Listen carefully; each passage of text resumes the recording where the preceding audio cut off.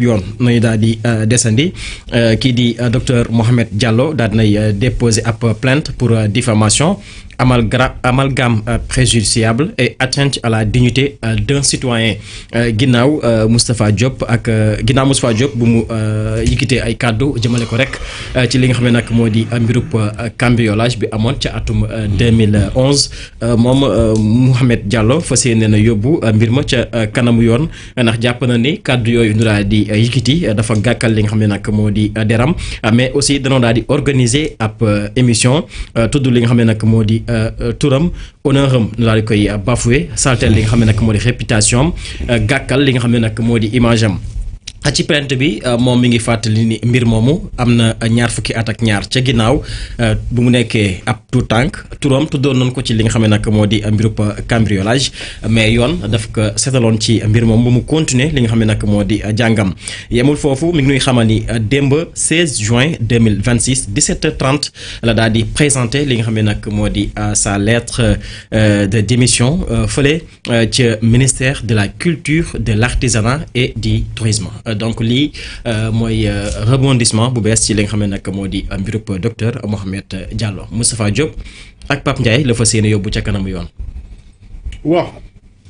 lire naa lettre am bi je pense que son citoyen qui se sont diffamés bu jàpp ne tooñ dañ ko tooñ ñooñu luñ doon wax ci émission boobu yàq na deram sosal nañu ko def nañ ay insinuation yoo xamante ni conclusion bi en tout cas juddu ko jural une bonne considération ci image am wala ci honneur am alors mu décidé d'abord mu démissionner parce que nee na bind na lettre de démission mu déposé ko ci table ministre bi te fan yi passé su man daa mel ni kii daan naa ko gis muy ànd ak ministre bi moom la waaw xam naa kanam bi kay Alpha Thiam waaw gis naa même bu mu demee ci Sundur Wally Seck ak am na feneen fu mu demoon ak jour passation de service bi voilà gis naa ko kay xam naa ko alors léegi nag question bi mooy lan la ministre bi di est-ce que day jox avis favorable pour ndax day démissionner bon ça c'est une décision individuelle alors ci li nga xamante ni moom mooy ñoom Moustapha Diop xam nga démb fii par exemple je pense que laaj moom alors may la man xawma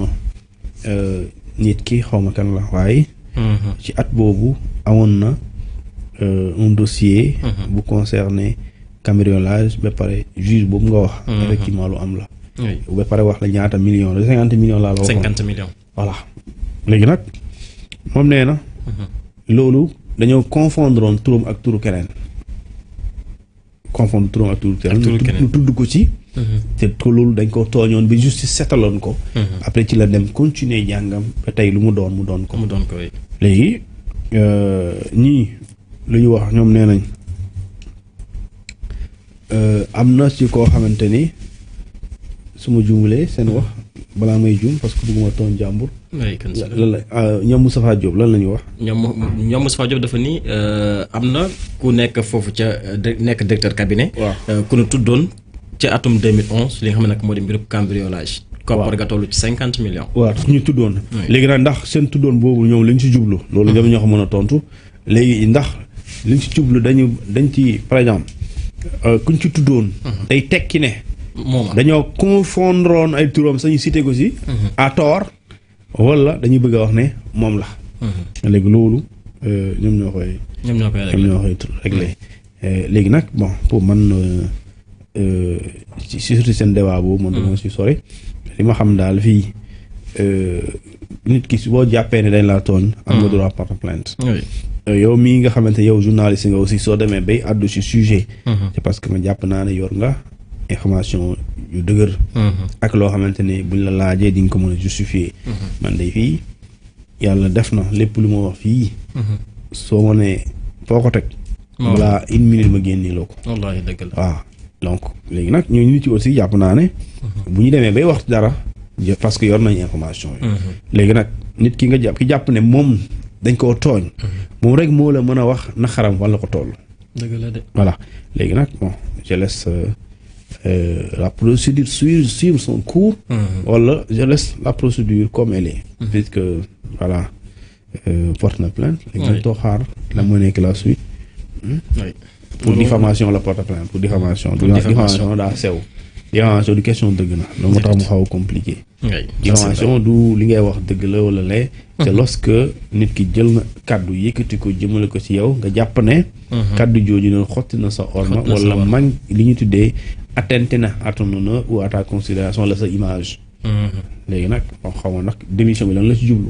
vraiment waaw. en tout cas nee na démb la bind boobu la lettre. wala dafa bëgg a joxe bonne leçon. xam naa rek xam naa daa bëgg a. joxe leçon dañ maa tudd ci dara rek ma bàyyi. ok xam naa day bàyyi ba yoon leeral après mu delluwaat. kon c'est de bonne foi xëy na loolu. nee na soo leen bëggee am lu leen leer ngeen saisir avocat am. ok xëy na kon loolu la. après nga bind avocat alors l'ancien ministre conseil spécial du président Macky Sall Abdou Aziz Diop mu mel ni rek actuellement mi ngi ci viseuru la division spéciale de cybersécurité ginnaaw bu muy quitté ay kaddu jëmale ko ci Ousmane Sonko njiital assemblée nationale ak parti bi di Pastef. am lu mu si daal di toftal ñu si bëri ñu ngi doon xaar réaction ki nga xam ne nag moo di la procureur de la république tey libération mi ngi nuy xamal ni boo moytuwul fii ki ay fan wala waxtu yu néew moom dina daal di jàkkaarloog enquêteurs yi nekk fële ci division spéciale de cybersécurité pour rek nu mën ko déglu ci kàddu yi mu daal di yëkkati. waaw bon man loolu parce que waxoon nañ ko démb. dama jàpp ne ki ñu war a déglu la ñu laaj ko moom li muy wax ci penc mi moom. fan la ko teg fan la ko teg parce que lu mu bëgg a wax moom ñu dégg nañ ko. ñëpp xam nañ ne rafetul jaaduwul waaye moom fan la ko teg. moom xam naa war na ko war a enquêteurs yi léegi bu ko waxee enquêteurs yi procureur moom dina décider ci jamono jooju lan lay def. waaw donc yu mu wax kàddu jooju ñi ko déggul bëriwul maanaam ñi nekk ci espace public bi moom ñi ko dégg bëriwul. ñi ko déggul plutôt bëriwul. te jàpp naa ne aussi. bu dee ci wàllum lenn mooy tax nga mën ko justifier. li ci politique li ci bokkuñu xalaat bokkuñu gis-gis du dara. du dara mënoo ko justifier ba mu dagan. donc kon loolu bu amee ci penc. ki ñu dénk penc mi muy saytu. doxalin bu jaadu bu rafet bu jaar yoon. moom la ñuy xaar mu xool. lan mooy doon li nga xamante ni moom mooy doon taxawaayam moom mu confère mu wóolu ko bu ñu ko wóoloo ñu déglu ko bu jàppee ni lii jar nañu topp ko si ñu topp ko si mais woo ko ñu déglu ko moom dama jàpp ne loolu lu war la moo tax démb ma ne la bu fekkente ne service parquet jot nañu xibaar bii jàpp naa ne dinañ ko déglu pour ñu xam moom li muy wax nii fa la ko teg parce que waxam jooju du wax ju rafet du jekkul wax ju rëy la te soo ko retourné man mi day bëgguma kenn du ma dara waaye ku ma ko wax dinaa la woon ne neexuma dinaa la yóbbu yoon dina la déglu c'est boo ma baaloo sax am na may demee sama du ma la baal parce que rafetul nit ñi dañuy nawlante bu ñu bokkul parti politique sax warul tax ngay wone mépris warul tax ngay wone virulence warul tax ngay wone violence verbale parce que violence verbale dérive verbale mooy jur yenn actes yi atteinte mooy li ngay mujjee wax ci kàddu bu yàggee nga physiquement nga def ko wallaahi dëgg la ay nit ñi di rayante di dóorante wala nga pare ci loolu nit ñi di